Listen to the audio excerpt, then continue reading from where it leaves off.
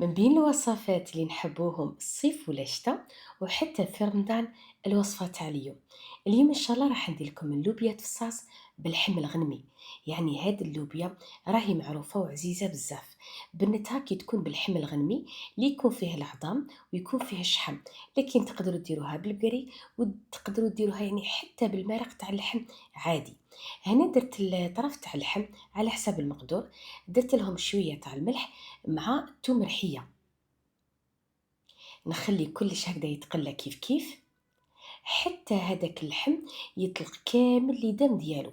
دائما كي طيبوا بطراف تاع الغنمي اللي يكون فيهم الشحم واللي يكون فيهم تاني العظام، جامي ديروا الزيت ولا ديروا السمن ولا ديروا اي ماده دهنيه، خاطرش هو منه فيه، معناها هذاك الشحم اللي فيه هو اللي راح يدوب وراح يطلق لنا بنه تهبل في هذه الوصفه. دوكا هنا بعد ما تقلى هذاك اللحم درت البصل، درت درسه تاع بوفجوخ، درت تاني درسه تاع الفلفل الحلو مع الفلفل الحار. هذيك الحمراء كاين عدة أنواع تاع الدرسة، كنت درتهم لكم من قبل في القناة. درت تاني الملح، القزبر، زرعت البسباس والتوابل تاع اللحم، وخليت حبة تاع فلفل حار قناوة في الاخر نديرها. دوكا هنا غطيت على القدرة وخليت هذاك البصل حتى يدبل. من بعد درت حوالي زوج حبات هكذا كبار تاع الطوماطيش. انا هذه كانت مرحيه ومخبيه في الكونجيلاتور وطايبه من قبل، يعني في وقت العولة في الصيف تما اللي نخبي الطوماطيش قيس العام.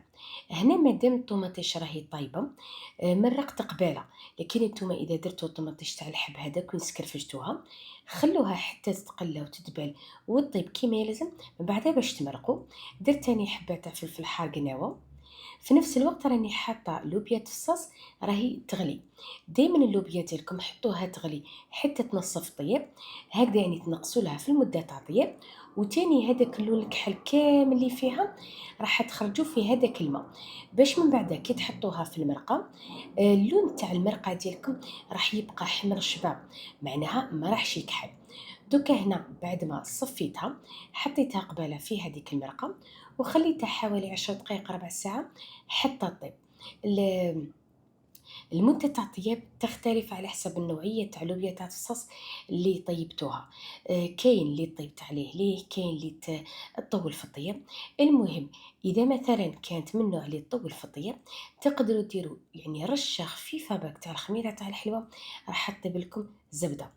المهم برك نتمنى ان شاء الله الوصفه تاع اليوم تكون عجبتكم.